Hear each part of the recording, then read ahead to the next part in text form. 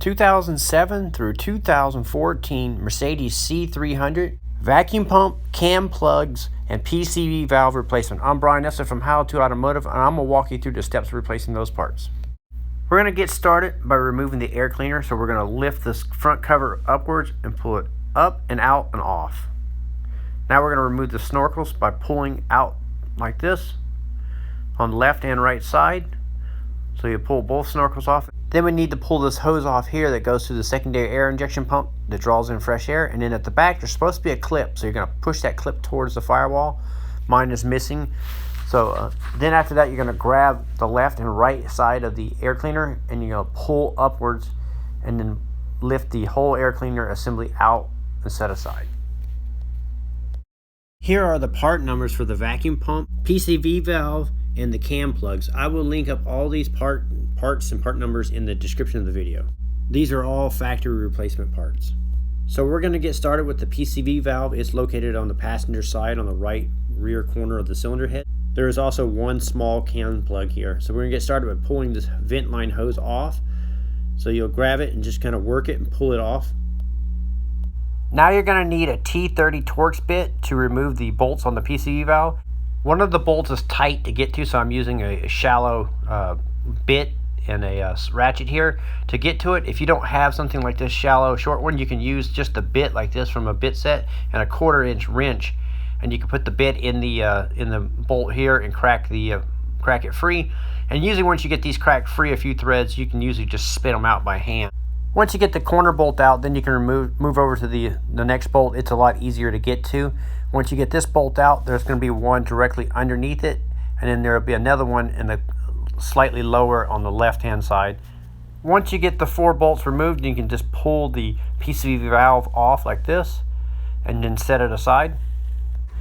Now you can take your rag and go ahead and wipe up all the oil that may have been leaking out right here and give it a good clean. I use a little bit of brake clean sometimes and spray it on the rag and wipe the surface.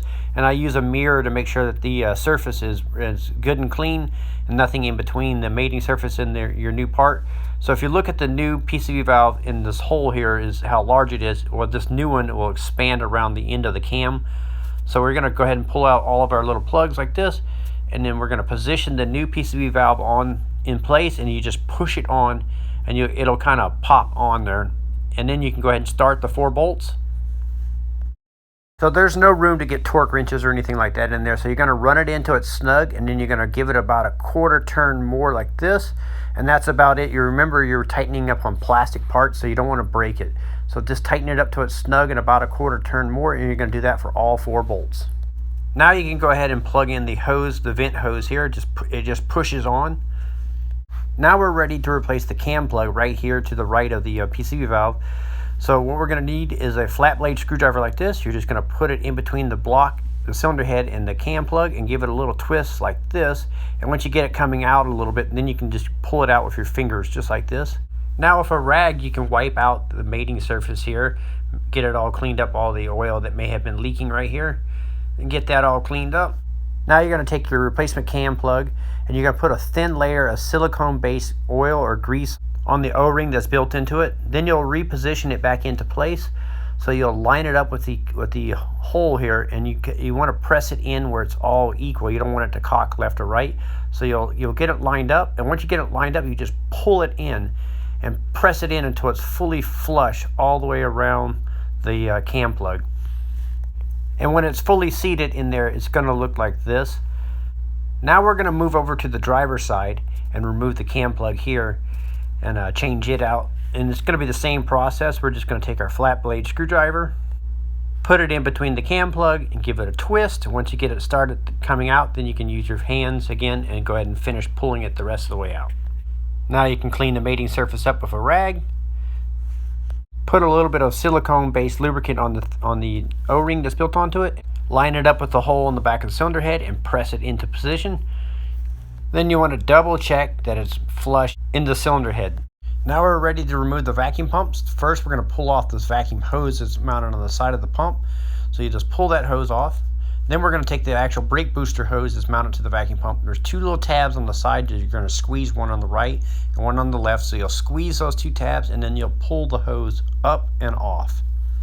Once you get the hose pulled off, these are what the tabs are going to look like here. So you can just kind of rotate it up and out of your way. I just kind of flip it up and over like this.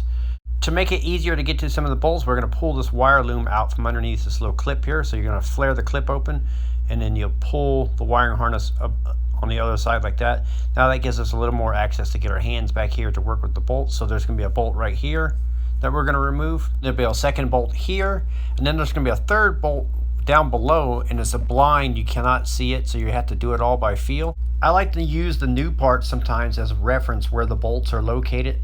So you're going to need a E10 female torque socket like this, and it helps to have a flex head ratchet, a little short one like this, to get back here. It's pretty tight. The first bolt is just to the right of the mass airflow sensor, and it's pretty easy to get to. You'll go ahead and crack that free and spin that bolt out. I recommend using a pencil magnet to help retrieve the bolts as they come out. So when I went to take out the second bolt, my socket and ratchet had a tough time getting in there, actually would not fit. So what I did to combat that was I used a E10 torque wrench like this. I will link these up in the description of the video. The set I have is made by VMI tools. It's pretty inexpensive and they work really well. So I went ahead and just put the wrench on the bolt and then cracked it free. And then once you get it cracked free, 1 or 2 threads, then you can spin it out by hand. Now to get to the last and third bolt, I used my ratchet again, and with the extension, what I did was I bent the head like this at an angle, and then you can feed it around behind like this. And then what I did was I reached over the top over here and kind of held my hand and guided the tool onto the bolt, and then I cracked it free on the side. Once I broke the fastener free, then I took the socket off the extension, and then I put it back on the bolt, and I just spun the bolt the rest of the way out by hand. This is a little slow going, and it is like a blind fit. You can't see back there at all. You just have to do it all by feel. And like I said earlier, I use the new parts to help reference where the bolts are at. Once you get the last bolt out, you can use a little screwdriver and give the pump a little pry on the left and right side of it, and maybe even tap the old pump off. So I just moved left and right, working it slowly until it came free. Once you get the pump coming out, then you want to pay attention to how the gear inside is located. So when I was pulling this pump out, I kind of had to angle it kind of like this and then pull it out towards you. Now you can go ahead and take a shop rag and clean up the mating surface, and I like to use a little bit of brake clean on the rag to help wash off all the oil. So I wanted to show you the vacuum hose here. It has this little metal bracket that was mounted on the back of the pump here. So when you put it back on, you want to make sure you get that vacuum line mounted onto the ears of the pump here. So one mounted here and here, so the vacuum line went around it. So what you do is you kind of push it towards the firewall, put it out of your way, and then you go ahead and feed your pump in there. When you do that, you line up the gear on the new pump with the same way you took out the gear on the old pump.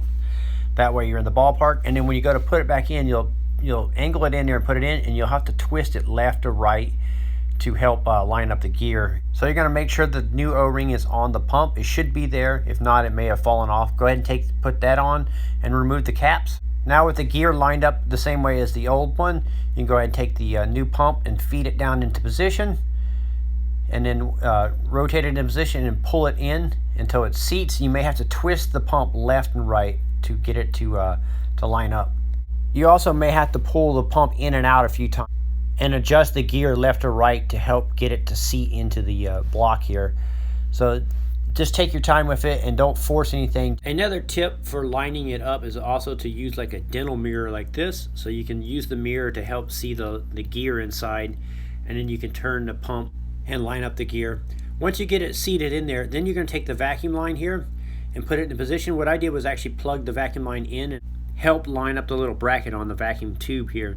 So start the top bolt first, and don't tighten it, just start the bolt finger tight, and then reach around and start the bottom bolt. And you'll have to wiggle the vacuum line up and down to kind of line it up. It's a little bit of a pain in the butt.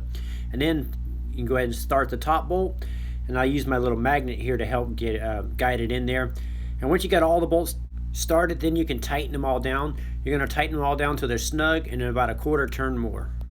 Now you can go ahead and take the wiring harness and slip it back underneath the little hold down here, so flare it out of the way and put it back on. Now you can go ahead and take the brake booster hose and slide it back into position and push it on, and make sure you give it a little tug to make sure it doesn't pop back off. Now you're ready to install the air cleaner, so you want to make sure the port on the air cleaner goes right around the mass airflow sensor, so you'll line that up. Then you're going to have to move the air snorkels out of the way. So go ahead and move those out of the way, and then you can go ahead and line up the air cleaner around the computer here. And then push it straight down until it locks into position. You want to make sure it locks in there, and then there's supposed to be a clip back here that you're going to flip into position. I need to order that for this car. So after that, you can go ahead and plug in the fresh air inlet for the secondary air injection system. Then you can plug in the air snorkel. Then you can line up the top engine cover and press it into position. And that'll complete the job of repairing common oil leaks on Mercedes. So I will link up all the parts and tools that I think would help you out in this job in the description, including this Milwaukee underhood shop light. I'm Brian Eslick from How To Automotive. I'd like to thank you guys for watching my videos. Encourage you to subscribe. Invite you to head over to the howtoautomotive.com website for more valuable videos like this. And I'd like to thank you again for watching.